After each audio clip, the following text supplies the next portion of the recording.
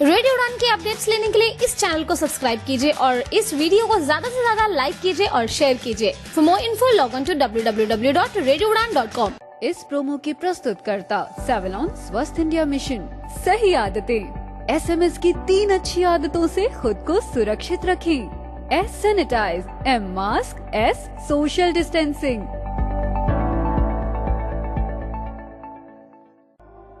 Chespro and ICMR are going to present India's first international mega event, Global Assistive Technology Expo and Conference 2022, GATEC, to be held on 7th, 8th and 9th December 2022 at GMR Ground, Aerocity, New Delhi. The objective of this event is to showcase modern innovations, research and market availability in assistive devices and technology to assist disabled people in India, and showcase their availability in the market by experts and scientists. There will be an exchange of ideas, sharing of information by doctors and experts through this conference. GATEC will have a huge gathering of disabled people, doctors, voluntary organizations, government undertakings, and assistive aid devices manufacturers from India and many other countries of the world. This event will help you to learn more about assistive devices and technologies used across the world. GATEC is supported by DRDO, WHO, Paralympic Committee India and Ministry of Social Justice and Empowerment. Our country partner is France. Don't forget to attend this mega event GATEC. For more information, please visit our website www.globalassistivetech.com. For details, please contact on email ID gaurav@iconex.in or call on 9910717913. या दोस्तों नमस्कार, आदाब, सत श्री अकाल। मैं दानिश महाजन programme बदलता दौर में आपका स्वागत करता हूं। प्रोग्राम बदलता दौर में आज आपको बेहद खास मेहमान से हम रूबरू करवाने जा रहे हैं। इस शो का जो मोटिव है वो ये है कि बहुत सारे लोग जो सोचते हैं कि इंजीनियरिंग पॉसिबल नहीं है, प्राइवेट सेक्टर या कॉर्पोरेट सेक्टर में अपॉर्चुनिटीज नहीं है, उनको एक मैसेज देना, उनको हमारे गेस्ट की बातों को सुनवाना, उनके जुनून को बताना और उनकी अचीवमेंट्स को बताना एक बड़ा मकसद है, ताकि बहुत सारे जो हमारे विजुअली इम्पेयर्ड स्टूडेंट्स हैं वो और इस तरह के मुकाम हासिल कर सकें। और इस फील्ड में आज हम बात कर रहे हैं यश सोनकिया जी से। यश MP से है। इन्होंने कंप्यूटर साइंस में BTech की है और माइक्रोसॉफ्ट में इन्हें बिगिनिंग में ही मोर देन 40 लाख का पैकेज मिला है। डिटेल्ड बात करेंगे, जानेंगे इनकी लाइफ जर्नी के बारे में। यश, आपका बहुत बहुत स्वागत है रेडियो उड़ान पे। Thank you sir for having me on the show. सबसे पहले हमें बताएं अपनी डिसेबिलिटी के बारे में और कहाँ से आप हैं। मैं बेसिकली इंदौर से हूँ और मुझे बाय बर्थ ग्लोकोमा है। It's an congenital glaucoma.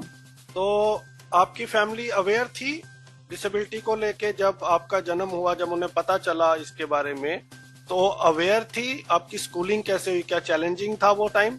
हाँ, मेरी फैमिली इनिशियली अवेयर हो गई थी मेरे विजुअल इम्पेयरमेंट के बारे में, बट उन्हें नहीं पता था कि इतनी सीवियर डिसीज है जो कि इनक्योरेबल है, जो ओवर द टाइम बढ़ ही जाएगी।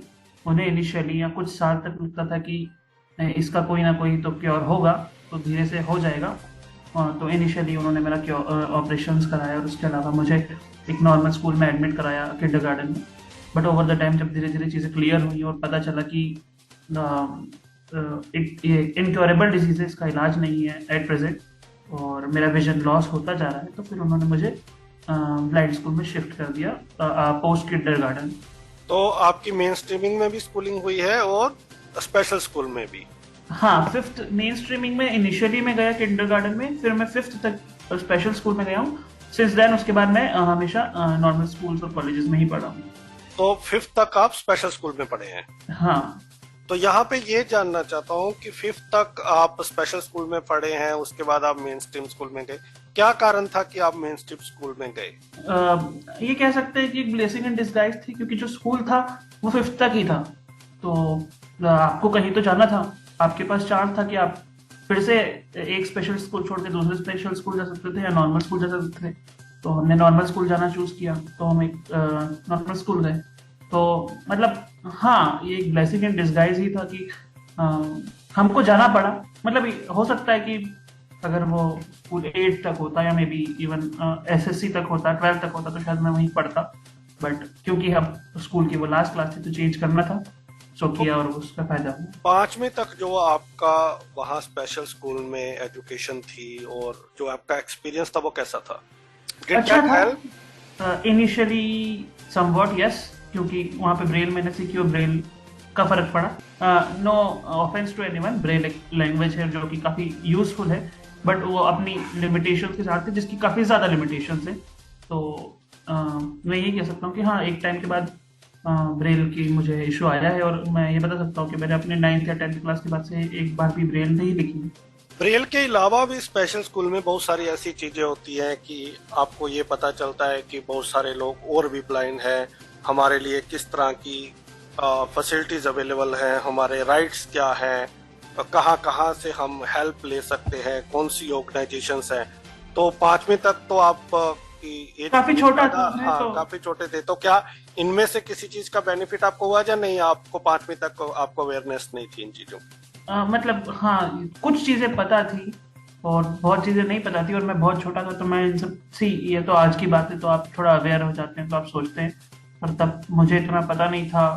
तो ये कह सकते हैं कि हाँ, इतना ज्यादा कुछ नहीं पता था। मेन स्ट्रीमिंग में जाने का आपको क्या बेनिफिट मिला और क्या did you face any challenge in education? पहले मैं बेनिफिट का बताऊं तो बेनिफिट यही है कि आप अपने आप को डिस्काउंट देना बंद कर देते हो जब आप मेन स्ट्रीम स्कूल में पढ़ते हो, कि मुझे कुछ स्पेशल ट्रीटमेंट मिलेगा। आप अपने आप को आपके साथ जो इश्यू है वो आपको पता है, और वो यहाँ तो रहेगा या चला जाएगा, उस बारे में तो नहीं कह सकते। आपको ये बात पता होनी चाहिए कि आपको ये डिजीज है। उसके अलावा आपको ये पता होना चाहिए कि हाँ, मैं ओवरऑल अपनी लाइफ में इन्हीं के साथ रहूंगा और इन्हीं के साथ इंटरेक्ट भी करूंगा और कम्पीट भी करूंगा, तो इनके साथ इनके जैसा ही रहना चाहिए। अगर आप अपने आप को स्पेशल फील करते हो या कराते हो, तो दुनिया भी आपको वैसे फील कराएगी। और कभी कभी स्पेशल फील करने का एक नेगेटिव होता है कि लोग आपको आइसोलेटेड कर देते हैं कि अभी हमसे ही अलग है। तो अगर आप मेन स्ट्रीम हमेशा रहते हो, तो उसका आपको ये फायदा रहेगा कि अगर आप लोगों से जितना अच्छा ज्यादा इंटरेक्ट कर पाओगे, तो लोगों को लगेगा कि हाँ ठीक है, इसको 1 या 2 कुछ तो डिफरेंट है हमसे, पर उतना डिफरेंट नहीं है जितना हमने इनिशियली सोचा था। तो एक बेनिफिट है। और इशू तो ये आता ही है कि आप मेन स्ट्रीम में पढ़ रहे हो, तो जब भी वहाँ ड्रॉ आएंगे, या तो ड्रॉ बनाएगा और आपको समझना है, या आपको ड्रॉ करने के लिए कहेंगे, तो वो एक इशू आता ही था।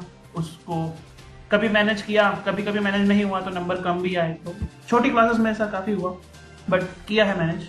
इसके अलावा किसी तरह का डिस्क्रिमिनेशन आपने फेस किया? फॉर्चुनेटली कभी नहीं, ना कभी डिस्क्रिमिनेशन, ना किसी ने मुझे ऐसे कोई फाउल वर्ड्स कहे हों जो यूजुअली लोग कहते हैं कि हाँ भाई, मैं तो कॉलेज तक चला गया, मेरे साथ या ऑन द फेस तो मुझे कभी ये सब कुछ फेस नहीं करने को मिला कि किसी ने मेरे साथ मिसबिहेव किया। फैमिली का जो सपोर्ट सिस्टम था वो कैसा था? फैमिली का सपोर्ट सिस्टम कहने को तो बहुत सारी बात की जा सकती है, पर अगर मैं कुछ इंस्टेंसेस में बताना चाहूँ तो मेरे कॉलेज मेरी सिटी में था, मेरे घर से थोड़ा ही दूर, मतलब 6-7 किलोमीटर दूर। और क्योंकि वो गवर्नमेंट कॉलेज, उसकी कोई बस नहीं थी, तो पूरे ड्यूरिंग माई बीटेक पापा मुझे छोड़ने भी जाते थे और लेने भी आते थे। पापा ने, ये एक बहुत छोटी बात बता रहा हूँ, बट एक ये है, हम साथ में कई बार रोज ढूंढते थे, टीचर से इंटरेक्ट करते थे कि मेरी इस प्रॉब्लम का क्या सोल्यूशन होगा। मेरी छोटी सिस्टर ने मेरे एग्जाम्स लिखे हैं, काफी एग्जाम्स लिखे हैं। मदर तो ध्यान रखती ही हैं, उनके बारे में तो है ही। तो ये माइंड में कब आया? जनरली हम देखते हैं कि सब में यूपीएससी क्रैक करने का एक पैशन रहता है। ये सवाल अमूमन मैं पूछता भी हूँ, क्योंकि जहाँ भी हम लेक्चर देने जाते हैं वहां भी बच्चों से पूछते हैं कि आप क्या करना चाहते हैं, तो वो यही कहते हैं कि हमें यूपीएससी क्रैक करना है। तो बीटेक में बहुत कम लोगों ने किया है, अभी कर रहे हैं कुछ बच्चे, आपने भी किया है। तो ये माइंड में कब आया कि मुझे बीटेक करनी है, कंप्यूटर साइंस में जाना है? इसके पीछे क्या स्टोरी? जब मैं 8th-9th में था, 8th में स्पेशली, तो मुझे पहली बार पता चला कि भाई 10th के और तो सब्जेक्ट लेने होते हैं, पीसीएम, पीसीबी, कॉमर्स, आर्ट्स। तो मैंने सोचा कि मैं क्या लूंगा। फिर एक ओवरव्यू, आपको बहुत जैसे डीप में नहीं पता चलता कि हर सब्जेक्ट से कितनी स्ट्रीम्स खुलती है। तो किसी ने कहा कि भाई पीसीएम लेने से इंजीनियरिंग करते हैं, और इंजीनियरिंग करते हैं तो आप कंप्यूटर साइंस में सॉफ्टवेयर इंजीनियरिंग करते हैं। और मुझे कंप्यूटर में इंटरेस्ट था, तो देखिए, बहुत ऐसा एक 8th क्लास का स्टूडेंट, बहुत उसकी क्लियरिटी नहीं होती दिमाग में, बट हाँ एक वे था कि यार एक कंप्यूटर साइंस का काम है, ये किया जा सकता है, और ये फील्ड वर्क भी नहीं है, तो ये मेरी फिजिकल डिसेबिलिटी को नहीं ऐसे आड़े आएगा, तो मैंने सोचा ये करना चाहिए। तो एक वेग आइडिया था, तो 9th से आप कह सकते हो कि हाँ I was pretty much sure कि हाँ 11th में मैथ्स लेके फिर इंजीनियरिंग के लिए जाएंगे। फिर एक इंजीनियरिंग के जस्ट पहले लोगों ने कहा कि यार तुम देखिए, मैं बहुत, मुझे जनरल नॉलेज और करंट अफेयर का बहुत ज्यादा शौक है, तो लोग कहते थे कि यार यूपीएससी कर, हो जाएगा तेरा, तू जा ऐसा कर वैसा कर। तो मैंने कहा कि, और वो कहते थे कि बीए कर ले, तेरे लिए इजी भी रहेगा। तो मुझे ये पता था कि, फिर से नो ऑफेंस टू एनीवन जो बीए कर रहे हैं, बट मुझे पता था कि बीए की उस डिग्री की उतनी वैल्यू नहीं है अनलेस अगर आप कोई गवर्नमेंट जॉब क्रैक कर ही लें। तो मैंने सोचा कि अगर मुझे बीए यूपीएससी करनी है तो मैं बीटेक करके यूपीएससी करूंगा अगर मुझे इंजीनियरिंग की जॉब नहीं मिलती है, ताकि एक प्लान भी तो रहे कि यार मैंने बीटेक किया है और फिर मैं यूपीएससी कर रहा हूँ। क्योंकि अगर बीए किया और यूपीएससी में भी नहीं हुआ है, किसी भी गवर्नमेंट एग्जाम में नहीं हुआ, तो फिर आई वॉज वर्चुअली जॉबलेस और मैं कुछ भी नहीं कर पाऊंगा। क्योंकि मुझे ऐसा लगता है कि लक जहाँ बहुत ज्यादा होता है वहां पे मेहनत थोड़ी, मतलब लोग बनते हैं यूपीएससी, बट मुझे थोड़ा सा ऐसा लगता है कि 10 लाख लोग प्रीलिम्स देते हैं और 1000 अप्रोक्सीमेटली टोटल यूपीएससी की निकलती है लिस्टिंग, वो भी बेस्ट केस में, अदरवाइज 700-800 निकलती है, उसमें भी आईएएस तो 100 ही है। तो आपकी मेहनत के अलावा अगर जहाँ पे इतना बड़ा लक फैक्टर है, तो मुझे लगा कि ठीक है उसकी काफी ज्यादा वो है, वैल्यू है, बट उसमें लक बहुत ज्यादा लगे। तो मुझे सब लगा कि इंजीनियरिंग करना relatively job course wise tough है, बट जॉब मिलना शायद उतना लक फैक्टर नहीं है जितना यूपीएससी। तो मेरे पापा तो चाहते थे कि मैं यूपीएससी करूं, मेरे को आज भी करंट अफेयर्स जियो पॉलिटिक्स पढ़ने का शौक है, बट हाँ मेरे को ऐसा लगा कि यूपीएससी में मेहनत नहीं करनी चाहिए क्योंकि उसमें लक फैक्टर बहुत बड़ा है। +1 +2 में आपका क्या सब्जेक्ट? मैथ्स। मैथ्स के अलावा? मतलब physics chemistry maths. Okay, so non medical आपने चूज किया? हाँ मैं नॉन मेड हूँ। तो नॉन मेडिकल देने के लिए बहुत सारे स्कूल और कॉलेजेस कतराते हैं विजुअली इम्पेयर्ड को। हाँ जी। तो आपके केस में ऐसा कुछ था? इनिशियली मेरे स्कूल चाहता था, क्योंकि उनको मेरे से कंसर्न था कि यार ये फिजिक्स के प्रैक्टिकल और केमिस्ट्री के एक्सपेरिमेंट्स कैसे करेगा, तो दे थॉट कि मैं उनको लगा कि मैं कॉमर्स ही लूंगा, बट मैंने कहा कि मैं तो साइंस लूंगा। फिर उन्होंने कहा कि कैसे करोगे, तो फिर उनको मैंने बताया कि अच्छा ये विजुअली इम्पेयर्ड लोगों के लिए जो अल्टरनेट होता है प्रैक्टिकल के, वो रूल्स मैंने प्रोवाइड करे। फिर उन्होंने उसको कंसीडर किया, फिर उनको बताया कि 12th क्लास में विजुअली इम्पेयर्ड लोगों का पेपर भी अलग आता है। उसके बाद वो उन्होंने मान लिया, क्योंकि मेरे पास रूल्स थे और उनको पता था कि अगर इसके पास रूल्स है तो उनको कोई इशू नहीं थी, एज लॉन्ग एज हम रूल के हिसाब से चल रहे तो उनको कोई इशू नहीं। उनको था एक हेजिटेशन, बट उनको रूल मिल गए तो दे वर ओके विद दिस। तो मैथ करने में कोई प्रॉब्लम आपको आई +1 हाँ मैथ्स डिफिकल्ट तो है समझने समझाने पर, फिर मन में करना पड़ता था, थोड़ा दिक्कत तो आती थी, बट हाँ किया उसको सॉल्व। क्योंकि अब तो आपने कर लिया और हाँ, आपको जॉब भी मिल गई, उसके ऊपर भी आऊंगा, लेकिन उससे पहले ये जानना चाहता हूँ, अगर 4-5 चीजें आपके हाथ में हो जो और इम्प्रूव हो सकती थी आपके सिनेरियो में फ्रॉम द एजुकेशन प्रोस्पेक्टिव, वो क्या होंगी?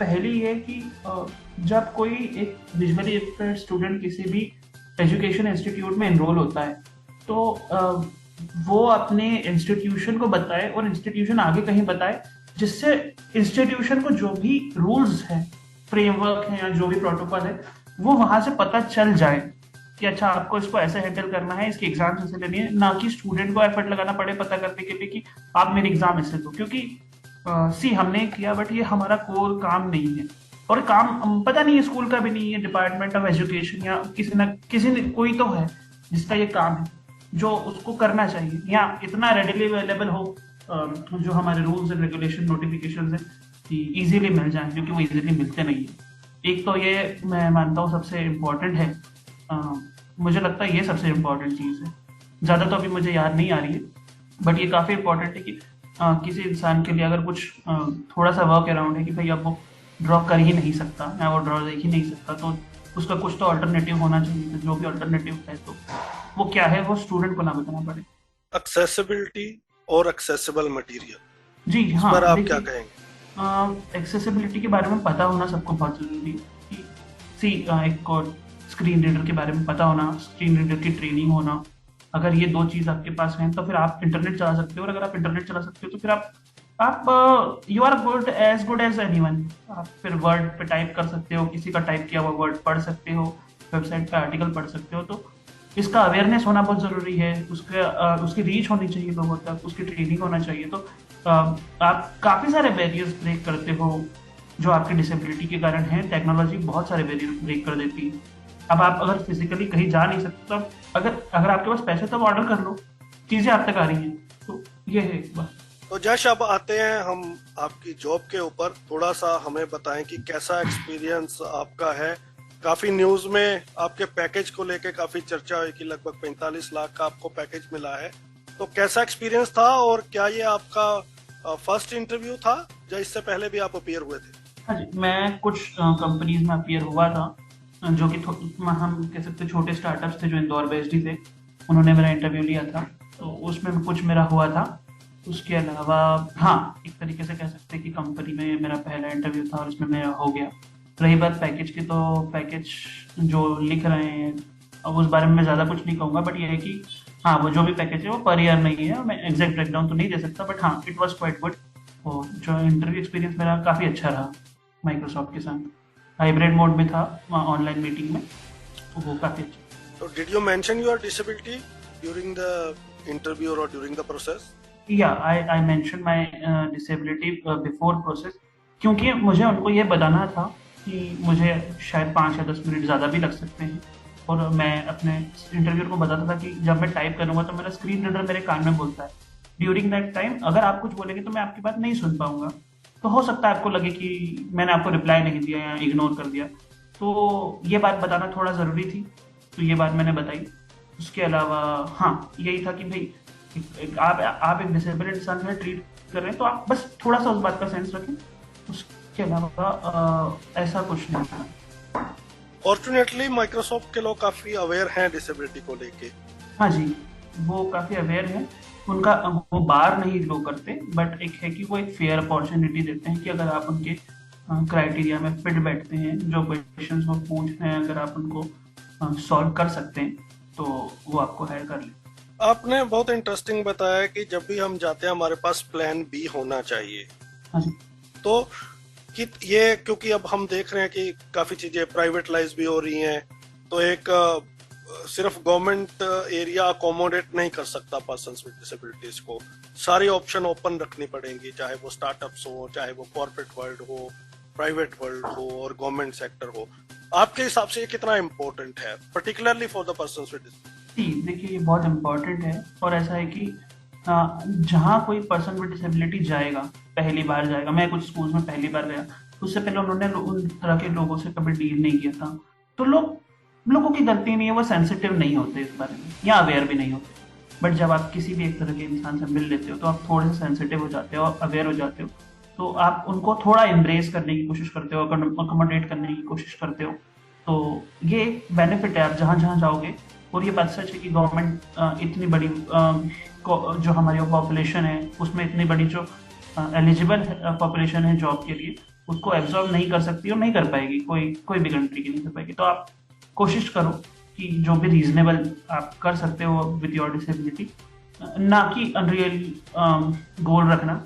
जो भी आपको लगता है रियलिस्टिकली वो आपको परस्यू करने की कोशिश करनी चाहिए। जब आपको ये पता चला, ये पैकेज मीडिया में आया, और आपको तो ऑफकोर्स पहले ही पता होगा 40 लाख प्लस जो भी उन्होंने बताया है, तो were you expecting this sort of package? और फैमिली में कैसा उत्साह था ये जानने के बाद? हाँ, सब खुश थे। मेरा एक्चुअल में जो मुझे था ऑफर लेटर थोड़ा पहले आ गया था, मीडिया में ये सब बाद में आया, क्योंकि मैंने एक्चुअली ये मेरे कॉलेज की तरफ से ये सब हुआ है। तो मैंने जब कॉलेज को बताया उसके जस्ट अगले दिन ये सब हुआ। तो मैंने कॉलेज को तब तक नहीं बताया जब तक मेरे पास ऑन बोर्डिंग के बिल्कुल एकदम लास्ट स्टेप नहीं आ गई थी। तो घर के लोग तो काफ़ी खुश थे, और मुझे तो मतलब मुझे यह 100% नहीं पता था कि मेरा माइक्रोसॉफ्ट में हो जाएगा, बट मुझे ये पता था कि माइक्रोसॉफ्ट का एक क्या रहता है पेइंग स्ट्रक्चर। आपको देख के बहुत सारे लोगों को ये होप मिलेगी कि हाँ यार, मैं इस फील्ड में अब हम भी जा सकते हैं। इस आपसे पहले भी लोग थे इस कॉर्पोरेट सेक्टर में, कोई 20 लाख का पैकेज ले रहा है, कोई 10 लाख का ले रहा है, कोई 25 लाख का ले रहा है। तो आप यंग हैं, 25 ईयर आपकी एज है। अब जब मीडिया में आया तो बहुत सारे लोगों के आपके कॉल आए होंगे, तो जो लोग इस सेक्टर में जाना चाहते हैं उनको आप अपनी ओर से क्या टिप्स देंगे? सिर्फ एक ही टिप है कि एक तो आपको कंसिस्टेंट रहना है, और दूसरा कि आप डिस्काउंट मत एक्सपेक्ट करो कहीं भी, क्योंकि आपको कहीं डिस्काउंट कोई देगा नहीं। आपको उसी बेंचमार्क पे जज किया जाएगा जैसे दूसरे लोगों को किया जाता है। तो ये क्लैरिटी तो आपको होनी चाहिए कि आप एग्जैक्टली जा कर रहे हैं। तो क्योंकि मुझे भी उसी टीम में डाला है जहाँ पे बाकी लोग नॉर्मल है, तो मुझे भी वही काम करना है जो दूसरे लोगों को करना है। तो वो आपको डिस्काउंट नहीं देंगे, आपको अपना पूरा एफर्ट लगाना है और कंसिस्टेंटली लगाना है। तो आपको किसी तरह की कोई नर्वस थी, यार अब पैकेज है तो काम भी उस हिसाब से करना है, तो ये तो आपका फर्स्ट एक्सपीरियंस है। Are you nervous from the working perspective और are you confident enough that I? जी, अब मुझे तो नहीं पता था कि मुझे क्या काम मिलेगा, बट हाँ, मेरे को अभी 2 हफ्ते खत्म हो गए। मुझे जो कहा जा रहा है मैं कर रहा हूँ, जो कोर्स करने को दिए जा रहे हैं मैं वो कर रहा हूँ, और देखते हैं क्या होता है। बट हाँ, थोड़ा सा तो है कि क्या होगा कैसे होगा, बट धीरे धीरे चीज़ें होंगी। वो कंपनी आपको बर्डन नहीं डालती है, धीरे धीरे वो भी समझते हैं कि जो भी फ्रेशर है उसने भी कॉर्पोरेट में काम नहीं किया, उसको कंपनी में काम करने का एक्सपीरियंस नहीं, तो टाइम तो सभी को लगता है, तो ये बात समझते हैं। 2 हफ्ते का आपका एक्सपीरियंस कैसा है? 2 हफ्ते का एक्सपीरियंस मेरा अच्छा है, लोग काफ़ी अच्छे हैं, काफ़ी हेल्पफुल है। यही कह सकता हूँ, अभी 2 हफ्ते तो बहुत छोटा टाइम है कुछ भी चीज़ को जज करने के लिए। बाकी काफ़ी अच्छा एक्सपीरियंस है, काफ़ी सपोर्टिव लोग हैं, हेल्पफुल है। डिसेबिलिटी कम्युनिटी में आप कैसे कंट्रीब्यूट कर सकते हैं? क्या वो प्लान आपका है आपकी जॉब के अंदर चीजों को एक्सेसिबल करना, क्या वो आपका मोटिव है, या इसके बाहर लोगों को कोचिंग देना? सबके अलग अलग प्लान होता है। तो अभी are you more concerned about your future और is there any plan to work in a disability sector as well? मैं ये जरूर कोशिश करूंगा, आई विल ट्राई कि जब तक मैं जिस भी कॉर्पोरेशन में, जिस भी टीम में हूँ, या जिस भी जगह मेरा इनपुट जा सकता है, तो मैं कोशिश करूंगा कि वो चीज़ 100% एक्सेसिबल हो। ये मेरा 100% ट्राई रहेगा, और ऐसा ये मुझे करने की शायद ज़रूरत पड़ेगी नहीं, क्योंकि माइक्रोसॉफ्ट काफ़ी अवेयर और काफ़ी सेंसिटिव है इस बारे में, उनकी ऑलरेडी काफ़ी चीज़ें एक्सेसिबल हैं। बट हाँ, जो भी मैं कर सकूँगा मैं करने की कोशिश ज़रूर करूँगा। और जो भी है फॉर्मली इनफॉर्मली अगर किसी को कोई हेल्प लगेगी या कोई किसी कुछ भी सपोर्ट लगेगा, तो वो कोशिश करेंगे कि मैं कर पाऊँ। आपके हिसाब से डिसेबिलिटी सेक्टर के सामने बड़े चैलेंजेस क्या है? एक तो थॉट प्रोसेस कि आप क्या कर सकते हो और क्या नहीं कर सकते। आप अपने आप को ज़रूरत से ज़्यादा लिमिट कर रहे हो, ठीक है? आप बिल्कुल चांस ही नहीं लेना चाह रहे हो, रिस्क नहीं लेना चाह रहे हो। आपको लग रहा है कि सिर्फ गवर्नमेंट जॉब्स ही सब कुछ हैं। वो गवर्नमेंट जॉब्स हैं, अच्छी हैं, बट ऐसा है कि गवर्नमेंट जॉब बहुत कम है, उनके अपने इश्यूज हैं। कुछ एग्जाम्स होती हैं, उनके रिजल्ट नहीं आते, कभी पेपर लीक हो जाते हैं, वो एक अलग इशू है। बट ऐसा है कि आप अपने आप को काफ़ी ज़्यादा लिमिट कर दिए हो कि हम तो यही कर सकते हैं और यही करेंगे। तो आप जब अपने आप को लिमिट कर देते हो, तो एक आपकी साइकोलॉजी या आपकी जो थॉट प्रोसेस है, जब आप उसको लिमिट कर देते हो, तो सबसे बड़ा चैलेंज तो ये है। उसके अलावा थोड़ी सी अवेयरनेस जो बाकी लोगों में भी होनी चाहिए, कि लोग ऐसा लगता है कि एक बंदा है जो देख नहीं सकता, तो वो कुछ नहीं कर सकता। तो हाँ, उसकी अपनी लिमिटेशन है, नॉर्मल लोगों से थोड़ी सी ज़्यादा लिमिटेशन है, बट ऐसा नहीं कि वो कुछ नहीं कर सकता, वो काफ़ी चीज़ें कर सकता है। तो एक वो अवेयरनेस की कमी मुझे लगती है। आपकी हॉबीज क्या है? मुझे बुक्स पढ़ना पसंद है, म्यूजिक और करंट अफेयर्स, जियोपॉलिटिक्स के बारे में सुनना, इन्वेस्टमेंट के बारे में पढ़ना और करना पसंद है। तो इन्वेस्टमेंट का भी शौक है? हाँ जी। Who is your favorite author? मैं एग्जैक्टली तो मैं नहीं बता सकता, बट मैंने जॉर्ज आर मार्टिन की the song of ice and fire series पढ़ी है, डैन ब्राउन की रॉबर्ट लैंगडन पढ़ी है, युवल नोआ हरारी की तीनों बुक पढ़ी है, सेपियंस, होमो डेउस, और इंडिया में अमीश त्रिपाठी की मैंने बुक्स पढ़ी हैं, और हिस्ट्री में मैंने शशि थरूर की एरा ऑफ डार्कनेस पढ़ी, जो कि मुझे बहुत अच्छी लगती। Favourite book? एक का नाम तो मैं नहीं ले सकता, बट हाँ, नॉन फिक्शन में मुझे सेपियंस और ये अच्छी लगती हैं, Homo Deus, 21 lessons for 21st century, how to win friends and influence people, और हिस्ट्री में an era of darkness, fiction में the song of ice and fire series. एक शख्स जिसको आप अपनी सक्सेस का सबसे ज्यादा क्रेडिट देना चाहते हैं? मैं किसी एक इंसान को नहीं दे सकता, क्योंकि एक्चुअली आपके पीछे आप कह सकते हो बहुत बड़ी आर्मी होती है। अगर आप कह सकते हो कि पापा नहीं होते तो आप कॉलेज नहीं जाते, बट मेरे फ्रेंड्स ने मुझे जितना सपोर्ट किया ड्यूरिंग कॉलेज प्रोसेस और आफ्टर कॉलेज मेरी इंटरव्यू प्रोसेस में, उनका एक इंडेलेबल इम्प्रेशन है मेरे पे कि भाई अगर वो नहीं होते तो मुझे जॉब नहीं मिलती, पापा नहीं होते तो मैं कॉलेज नहीं जाता, सिस्टर नहीं होती तो मैं एग्जाम नहीं। तो मैं किसी एक का नाम नहीं ले सकता, क्योंकि बहुत सारे लोग हैं, बहुत सारे लोगों की एफर्ट है, तो मैं किसी एक इंसान का नाम लेके ये बात थोड़ी सी गलत हो जाएगी। Who is your role model? मेरे रोल मॉडल मुझे बहुत सारे लोग पसंद हैं, जिसमें एक डॉक्टर APJ अब्दुल कलाम है, क्योंकि जिस लिमिटेशन के साथ जिस जगह से वो आते थे और जो वो बने, या आप ये कह सकते हैं कि हाँ एक वो हैं, और भी बहुत सारे लोग हैं। मुझे करंट टाइम में Elon Musk as a engineering person जो वो कर रहे हैं वो बहुत अच्छा लगता है। Favourite Bollywood star? ऐसा तो कोई नहीं। You like sports? Cricket he follow करते हैं। यश, बहुत सारे लोग ऐसे होंगे जो आपसे गाइडेंस चाहते होंगे, आपसे बात करना चाहते होंगे, तो मैं चाहूंगा कि जो इस फील्ड में जाना चाहते हैं, विजुअली इम्पेयर्ड, जो आपसे गाइडेंस लेना चाहते हैं, एक बार आप उनके लिए अपनी ईमेल आईडी अगर बता दें तो that would be great. Sure. मेरी ईमेल आईडी है Yash Sonkiya, YASHSON for nest KIYA। It's Yash Sonkiya @gmail.com। और इसके अलावा अगर आप लिंक्डइन पर हैं तो आप मुझे लिंक्डइन पर भी कनेक्शन रिक्वेस्ट भेज सकते हैं, तो हम वहाँ पे भी कनेक्ट हो सकते हैं। फाइनली क्या मैसेज रहेगा आपका हमारे लिसनर्स के? मैसेज तो ऐसा कुछ नहीं है, बट यही है कि एक एज ए डिसेबल्ड पर्सन आप अपने आप को डिस्काउंट देना बंद करें कि आपके लिए कुछ स्पेशल किया जाएगा, आपके लिए चीज़ें थोड़ी सी आसान कर दी जाएंगी। अगर कोई कर देगा तो फिर आप हमेशा वो एक्सपेक्ट करेंगे, और जो भी करें कंसिस्टेंट रहें, एक प्लान ए पे फोकस करें, छोटा सा फोकस जोन रख के पूरा फोकस उस पर लगाएं, और एक प्लान भी अपना कोशिश करें कि रखें। तो मेरे लिए प्लान ये था बीटेक के बाद इंजीनियरिंग, और प्लान भी था कि मैं गवर्नमेंट जॉब की तैयारी करूंगा, चाहे वो UPSC हो, PSC हो, या फिर SSC हो, बट वो मेरा प्लान बी था। प्लान ए मेरा जो बेस्ट ऑप्शन था वो था कि मैं इंजीनियरिंग करके इंजीनियरिंग जॉब ही करूँ। कोचिंग और बुक्स कितना हेल्प करती? कोचिंग इन द सेंस, अगर मैं अपनी इंजीनियरिंग की बात करूँ तो एक मेंटरशिप होती है कि आपको कोई कह दे कि भाई तू यहाँ से पढ़ ले, इस सोर्स पे बहुत अच्छा लिखा है, कोई एक पर्टिकुलर वेबसाइट, कोई एक यूट्यूब चैनल या कुछ भी, तो एक वो बताना।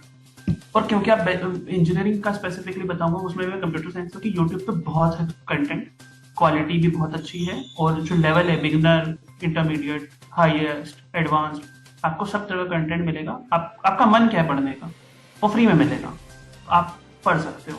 तो ये मैं कह सकता हूँ कि ये बहुत हेल्पफुल है। आप अपनी पूरी इंजीनियरिंग यूट्यूब से कर सकते हो विदाउट एनी चार्ज। तो एक वो बात है, बस आपके पास एक मेंटरशिप होनी चाहिए, कोई मेंटर होना चाहिए जो आपको बता दे कि ये पढ़ लो, यहाँ से पढ़ लो, ये आपको हेल्प कर। क्या फ्यूचर देखते हैं आप डिसेबल्ड कम्युनिटी का इन इंजीनियरिंग? मैं ज्यादा डिसेबल्ड या विजुअली इम्पेयर्ड लोगों से कनेक्टेड नहीं हूँ, मैं नहीं हूँ आप कह सकते हैं।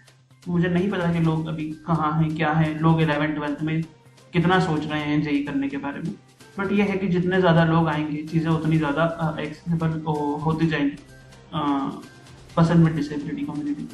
ज्यादातर लोगों का एक ही कंसर्न रहता है कि गवर्नमेंट जॉब में सिक्योरिटी है, कॉर्पोरेट में सिक्योरिटी नहीं है। इस पर आप क्या कहेंगे? जी देखिए, मुझे लगता है एक तो मेरी कंपनी या कोई भी कंपनी नहीं होती कि जो आपको निकाल दे, कल तो नहीं होती, क्योंकि कोई भी किसी को हायर करता है तो हायरिंग में भी बहुत टाइम वाइज और मनी वाइज बहुत एफर्ट लगता है। और जब भी कोई आपका इंटरव्यू लेता है तो ये आप माने, आपको पढ़ना, आप पढ़ोगे तो आपको पता चलेगा कि वो आपको हायर करना चाहता है। कोई आपको ये सोच के इंटरव्यू नहीं लेता कि इसको हमको नहीं हायर करना या नहीं हायर करने के लिए ढूंढूं, वो तो चाहता है आपको हायर करना, उसका ये डिफॉल्ट थॉट प्रोसेस है कि वो आपको हायर करेगा। अब आप उसमें कितना पुअर या कितना अच्छा परफॉर्म करते हो कि वो आपको हायर नहीं करें या करें, ये उस पर है। और अगर आप इतने कैपेबल हो, अगर आप इतने स्किल्ड हो कि अगर आपको किसी कंपनी ने जॉब दी, और अगर वर्स्ट केस में कंपनी बंद हो गई और उसने सबको निकाल दिया, तो आपको दूसरी जॉब मिल जाएगी आसानी से, समय लग सकता है पर मिल जाएगी। बट हाँ, ये बात सही है कि प्राइवेट में कोई जॉब सिक्योरिटी नहीं होती, बट ये है कि यहाँ पे लर्निंग कंटिन्यूस है। आपको पता है कि आप में एक हमेशा आपकी ग्रीड रहती है, एक एम्बिशन रहता है कि भाई मैं यहाँ पे प्रमोट भी हो सकता हूँ, मैं स्विच कर सकता हूँ, तो मैं और सीख के, अगर आज एक कंपनी मुझे X पे कर रही है तो मैं और थोड़ा सा सीखता हूँ, दूसरी कंपनी में अप्लाई करता हूँ, मेरे को 2X भी पे कर सकती है। और ऐसा होता ही है, सभी के साथ होता है। तो आप एम्बिशियस भी हो सकते हो। आप अगर कंटिन्यूस लर्निंग के पाथ पे रहेंगे तो अगर इस कंपनी ने निकाल दिया तो आप दूसरी कंपनी में जाओ। आप क्यों सोच रहे हो कि कंपनी आपको निकाल देगी? आप सोचो कि हम स्विच करके किसी और कंपनी में चले जाएंगे, और जाते हैं लोग। किस तरह के टूल्स, टेक्निक, मेथड आपने यूज किए इंजीनियरिंग के दौरान? मैंने स्क्रीन रीडर काफी यूज किया, मैंने यूट्यूब से पढ़ाई की, मेरे फ्रेंड्स मेरे साथ फिजिकली और कई बार फोन कॉन्फ्रेंस में मेरे साथ पढ़ते थे, उनको अच्छा भी लगता था मेरे साथ पढ़ना, हम एक दूसरे के डाउट क्लियर करते थे, एक तरह की पीयर लर्निंग। तो ये मेरे, और उसके अलावा जो कोडिंग सॉफ्टवेयर है वो मैंने यूज किए हैं, तो वो तो करने ही पड़े। थैंक यू यश, हमसे बात करने के लिए। हमने डिटेल्ड बात किया, जैसे जाना उनकी लाइफ जर्नी के बारे में, उनके एक्सपीरियंस के बारे में, उम्मीद है कि आपको बहुत कुछ सीखने को मिला होगा और ये समझ आया होगा कि हर फील्ड में अपॉर्चुनिटीज हमारे लिए हैं, बस आप में वो कॉन्फिडेंस होना चाहिए, आपकी अप्रोच कंसिस्टेंट होनी चाहिए। अगले सप्ताह फिर मुलाकात होगी किसी और पर्सनैलिटी के साथ। तब तक की इजाजत, सुनते रहिए रेडियो उड़ान फ्लाइट ऑफ लाइफ। कैसा लगा आपको शो? यूट्यूब पे कमेंट करके बताएं, या आप हमें ईमेल कर सकते हैं, या हमारे किसी भी सोशल मीडिया हैंडल पर आप लिख सकते हैं। Yash, thank you so much once again for your valuable time. Thank you so much. Thank you.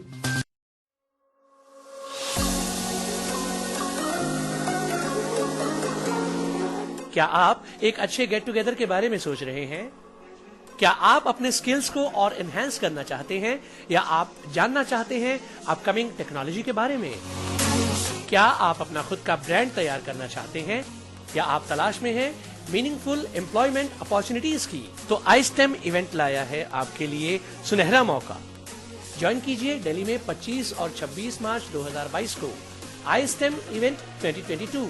ज्यादा जानकारी के लिए या रजिस्टर करने के लिए अपने किसी भी वेब ब्राउजर में URL टाइप करें bit.ly/ISTEMEVENT2022।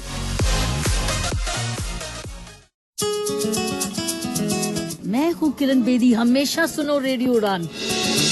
आज ही अपने मोबाइल फोन पर ऐप स्टोर या फिर प्ले स्टोर से डाउनलोड कीजिए रेडियो उड़ान का ऑफिशियल ऐप, या फिर लॉग ऑन कीजिए www.radioudan.com। सुनते रहिए रेडियो उड़ान, अ फ्लाइट ऑफ लाइफ।